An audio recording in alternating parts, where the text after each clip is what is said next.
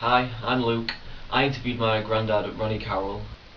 In this story, Ronnie tells us what it was like to be a Royal Marine Commando in the Second World War, the training they had to undertake in Scotland, and also coming under friendly fire from American troops within Holland.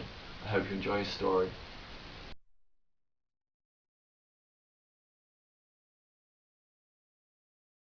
Well, you know my name, Ronnie Carroll, and I live in Wharton here, and I've done quite a while. And so, yes, I'm getting on a bit now. I know I don't look my age, but I'm 92. Well, another thing, of course, was when I was in the war. What did you serve in the war then? Well, I was a Royal Marine Commando. Right. You know what a commando has to do? Nope. My word, he has to go in first and make way for the troops to come in, you know, right. by breaking open the enemy's lines or whatever. Anyhow, it was very, very interesting, it was. And we used to train, we had to go up to Scotland. Right. When we were training to be a commando. And right in the mountains, we had to have packs on our back and we had to climb up this and jump down and leather like that, all training, you know, for when we were doing any invasion of any country, which we did do. We had to do a stint in Burma, you know. Then you went on the boat. No, you know, there was no plane then. There was only fighting planes. And we went on this boat. We left Scotland, and on this passenger boat as it was, there was all Marines and other soldiers as well. And as soon as we got out there, the word went round, everybody to the side of the ship and keep a look out for those walking sticks. Keep a look out for the periscopes. Then, you know, which we had to all stand around, keep looking, you know, and every now and then a shout would go up and everybody look, and immediately the boat would start manoeuvring like this, you see, in case you did fire any thing at us. Very good. So well, anyway, all the way we had to stop at Durban, you know. Right. And half of us were allowed ashore one day and the other half the next day. Right. And I went ashore with some of these other lads, and of course by the time we'd been ashore and had a few drinks, we were all a little bit saucy, you know. Merry. Yes, yes. And I was a corporal then at that time. You're in charge of so many men. Right. Oh yes, I had to lead them, you know.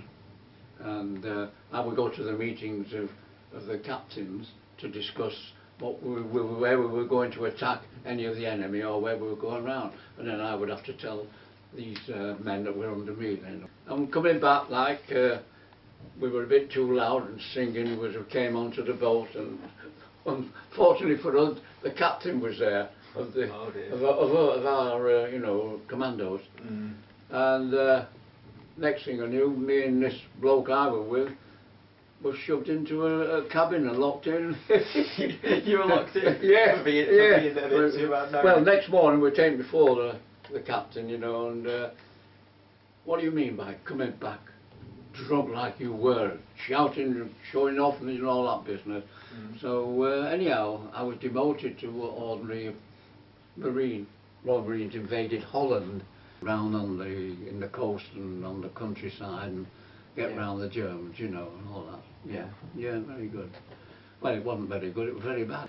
We were advancing through Holland and doing very well, and suddenly one of the lads who'd been outside, you know, peering out, said, "Hey, look, there's a van over there, a railway carriage over there." He said, "I've just seen it through the trees." So I said, "Right, well, go and have a look, see what." So he went and had a look. When he come back, he said, "Hey, it's all food inside." "Oh, I packets of food and all." I said, "Right, come on, let's go." So we went to this carriage on the railway, opened the door, and they had all this food in packages and telling you know, so we were all starting eating. We'd only been there a few minutes, suddenly bang, bang, bang, shots can't come in it in the van and all that. We all flat down on the ground, we all went flat. I thought, oh dear, it was like the Germans had, you know. So I said to the men, crawl over there to where the embankment up and get behind that embankment, so, which we did do, well, crawled, so, and there were still firing odd shots, you know, but nobody got hit. So I gave the order, said, well, fire a couple of shots back at them, you know, so we did do, still another couple of shots.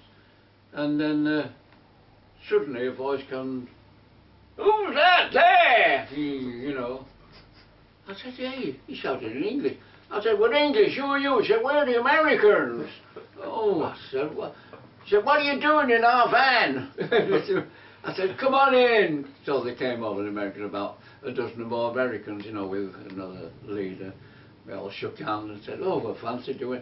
He said, "Well, we just saw you and we didn't know you were English and we're pinching our food. We're just coming for it." So you'd stumbled across their supplies. Yes, their started eating their supplies. So they gave us quite whatever we wanted. Nice. And had a drink of wine. There was wine and lemonade and all that. Very good. That was interesting. That. And then, of course, we had to go on and fight the Germans again. We kept on.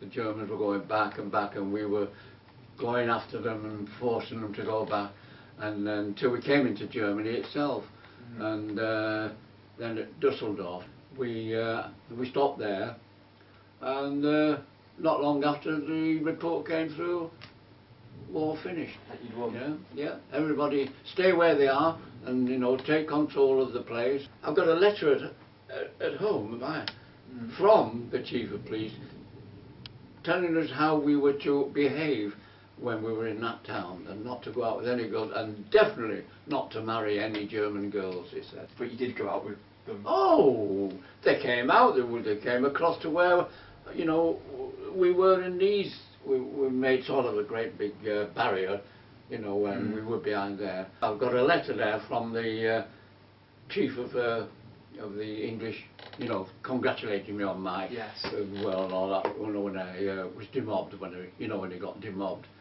And it's marvellous how he talks about how we made control of that town. And he says, and one thing we noticed, none of you went out with any of the German girls, which he didn't know. Which yes.